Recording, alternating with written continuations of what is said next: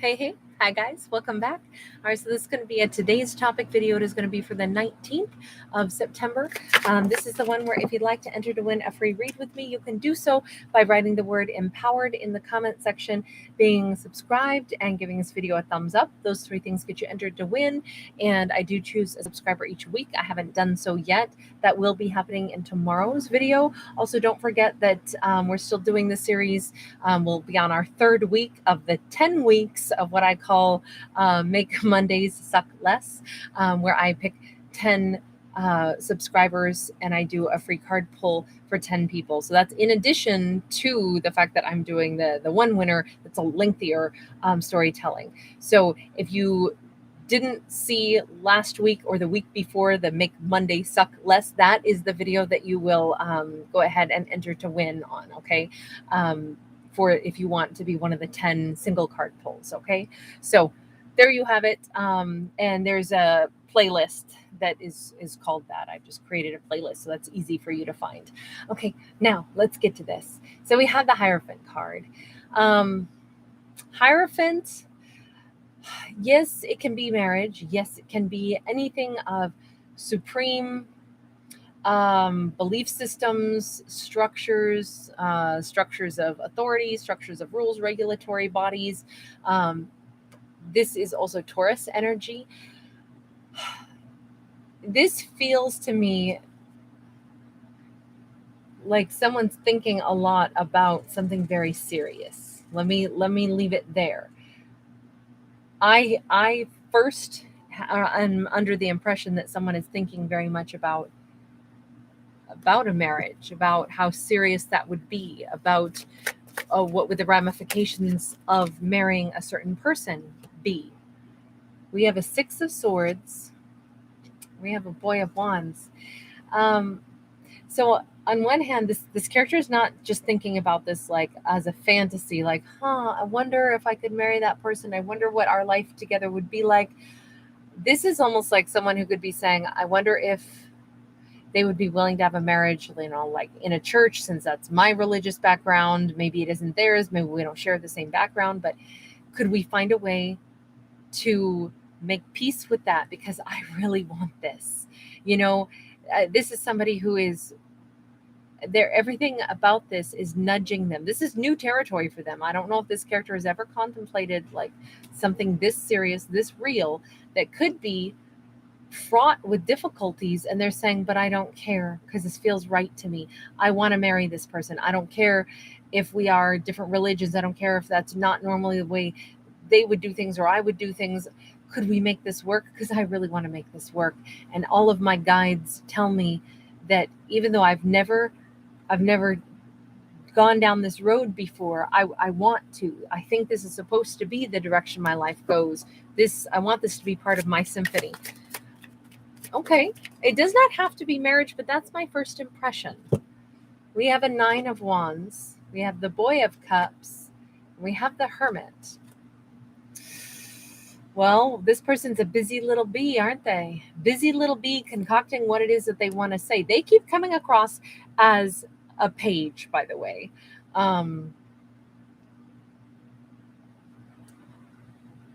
Not the greatest of energies, perhaps, but they're coming across young, youthful, maybe not super mature, but maybe it's just because they've never dealt with this scenario before. So they're a little wobbly. It is a little new. It is a little scary to be doing something or going after something that they really want. Maybe that's new to this character. The thing is, if they want to present themselves to someone and they're busily planning how to do this, getting the courage together to make this happen, the person that they might be approaching could be a Virgo, doesn't have to be, but they could be someone that they've not spoken to in a very long time. Could be someone who's turned their back to them a long time ago. There used to be correspondence. There used to be some kind of either, I don't know how many people write with a quill pen anymore, or I guess it's just a fountain pen, right? I don't know if it was ever handwritten letters or emails, but this talks about some kind of typed out, written out communication, but it's been a long time. You notice how all the sand has left the hourglass. This has been a long time since they spoke to this person, even via any kind of correspondence at all. So much so that this character has turned their back to them. Let's change decks. Let's go this route. Tell me about this hermit character. Just who they are, where they've been. Knight of Swords. Well, their life has actually been very busy, especially perhaps lately. They have been rapidly having big changes or taking action. Page of Swords. Interesting. It could also be that for some reason, this hermit character is having a lot of thoughts. They're getting downloads or getting information. They're getting thoughts or almost practically hearing this person who is thinking about them. They're thinking about this character as well. Our hermit person is somehow, I want to say very recently, they're starting to get all kinds of like messages there. You notice that this card, which would normally be our Page of Swords, instead of a Page of Swords being the character who can be like the little spy of the deck, the one that looks and tries to gather information, she's simply standing here going like, wait, what was that I heard? It's almost as if information is magically popping up in the hermit's, maybe their subconscious, or maybe it is in the forefront of their mind. Suddenly they have these fleeting thoughts because something reminds them of this character. This seems to come in really rapidly all of a sudden, to the point where they're like, okay, why am I thinking of them all of a sudden? Why are they flitting through my mind? What am I supposed to know about this? How am I supposed to digest this? And they seem to be trying to listen to the universe and say, I am not sure I understand. Why are they suddenly on my mind? Five of Wands and Death card. They are convincing themselves that it's because there's some final ending. Maybe this was an incomplete storyline once upon a time, and they said, well, I never really got the closure, but now I guess I'm thinking of them because this is really over and I'm laying it to rest, huh? They're kind of struggling with that. They're something between their head and their instinct is kind of struggling, but they're kind of forcibly telling themselves, I think it just must be that I'm reminded of them because this is like the final letting this go. This person popped back into my head because it's that final, like, the final gasp, and then I probably will never think of them again, and this is just some way that my soul is letting this go. But they're struggling with that concept, even though that seems to be what they are telling themselves, like, this is over, and that's why they popped back in my head, because a piece of me is really letting them go. We have the Justice card. Again, we have a struggle between head and heart. That's why Justice is actually dressed in the red and white on this card. There's 4 hands. That's an awful lot going on here. There's no face. There's this little bitty dude down here. There's an awareness that this was never fair. It wasn't right. It was never handled properly. And I think, again, they're just saying some things never get worked out in life. You just have to let them go and you have to carry on. That's what our hermit is thinking about. They're not assuming that, oh, well, this person is thinking of me. They're saying, it's so weird. I've just thought of them and I don't really understand why. Universe, what am I supposed to know about this? I don't know. I guess it's just that this is over, and that although nothing was ever worked out, I just need to let that be. And so that must be why it just, it's me finally just making peace with the fact that this was all kinds of wrong, and some things don't ever get made right. That seems to be the hermit's assumption on all of this. The opportunity to make this right was, all the sand is out of the hourglass. This has been over for a long time, which is probably why it's puzzling for this character to say, so why are they in my mind all of a sudden so much? Page of Pentacles. And I feel like they are doing something symbolic. They might be kissing the like a goodbye. They're almost saying, if my spirit guides or my messengers messengers are usually birds in Norse mythology. So anytime I see birds, that's why I usually call them the messengers. And you can refer to messengers however you wish, as guardian angels, or what, substitute whatever you like, right? But this is just a little skeleton of a little bird, and it's like leaning forward and giving that little skeleton a little kiss. We also have the skeleton of a serpent wrapped around her, much like with the death card, we have the serpent wrapped around her. It's as if our hermit person is saying, I realize this is just me saying goodbye to whatever, spirit guides or messengers used to make me feel like I was being connected to this situation. I'm going to say goodbye to them because I know that they're only bringing in a farewell to me. That must be all this is. So I'm supposed to let this go with grace, and I'm supposed to allow this ending to be there. And I maybe should symbolically say thank you to whatever guides tried to assist me on this very complex journey. Sorry, little buddies, we didn't get it all figured out, but that's okay. Thanks for trying. It almost feels like that attitude on this to me, because the hermit is clearly confused as to why this person is on their mind. So let's turn our attention back to that character who is the lead character, who's thinking about, it's kind of ironic that they're thinking about, I'm going to marry that hermit because I really, really, really, really want this.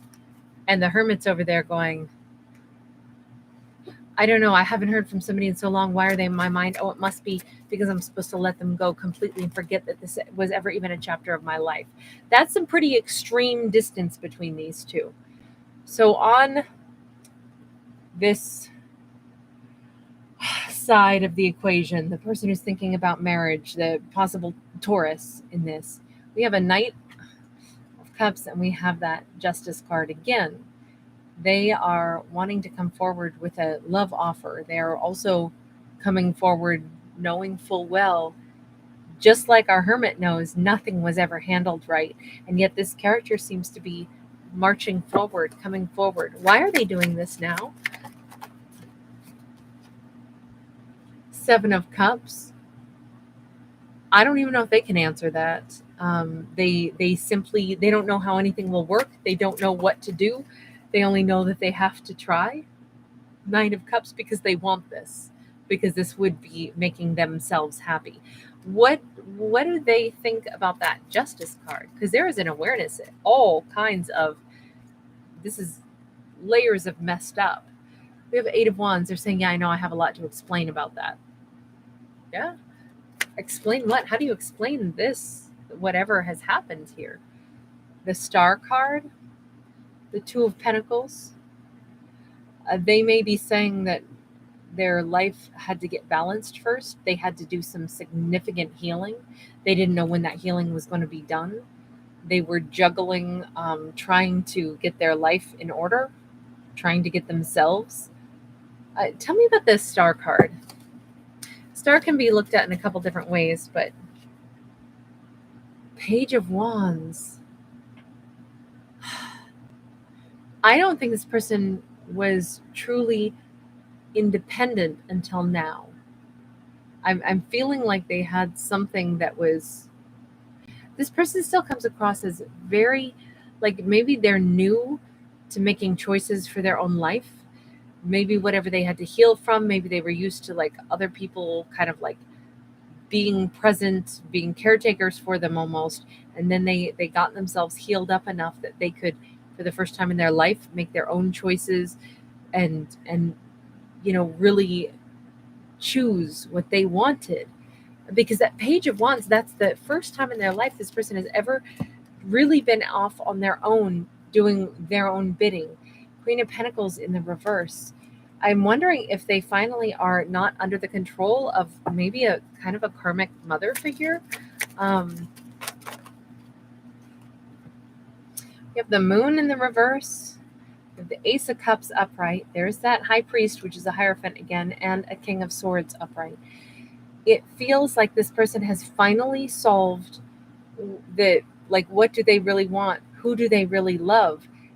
I wonder if this person's brain was so scrambled for a period of time that they couldn't have answered that question. I think that they loved this hermit all along, but I don't know that they had the confidence or the power to be able to identify, I love the hermit. I love them. That's me being confident. I know what I want. I want to marry this person because I love them. I'm aware of that loud and clear now.